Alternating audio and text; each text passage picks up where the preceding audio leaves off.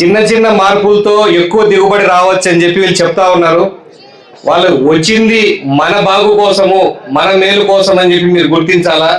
పొలం పిలుస్తుందనే ప్రోగ్రాంలో ఖచ్చితంగా అందరూ పాల్గొని ప్రతి ఒక్కరూ తక్కువ ఖర్చుతో ఎక్కువ దిగుబడి ఎలా రాబట్టాలనేది తెలుసుకోండి. మీకు ఏమేమైనా డౌట్ ఉంటే తెలుసుకోండి. సైంటిస్టులు వస్తున్నారు, మీ భూమి ఎందుకు పండలేదు అని అడిగి తెలుసుకోండి.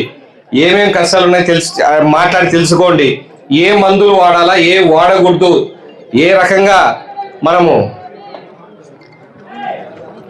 పంట వేసే దాంట్లో మార్పులు చేసుకోవాలి, ఇవన్నీ తెలుసుకుంటే మనకే ఉపయోగపడుతుంది. కాబట్టి ప్రతి ఒక్కరూ ఈ కార్యక్రమాన్ని చాలా మంచి కార్యక్రమం, దీన్ని ప్రతి ఒక్కరు కూడా వాడుకోవాలని కూడా కోరుకుంటాను.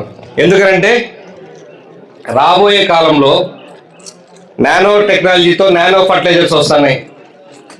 జేడీ గారు చెప్పినట్లు మీరు 50 కేజీల మూటలు మోయాల్సిన అవసరంలే, అదే యూరియా 1 లీటర్ బాటిల్లో వస్తుంది, స్ప్రేలో కలుపుకొని కొట్టుకునేది.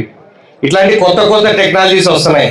అవన్నీ ఎట్లా వాడుకోవాలా, ఎక్కడ దొరుకుతాయి, ఏం జరుగుతాయి అని చెప్తారు ఇట్లాంటి ప్రోగ్రాంలో. మీరందరూ దాంట్లో పాలు పంచుకోండి. మీ మేలు కోసమే చెప్తా ఉన్నారు.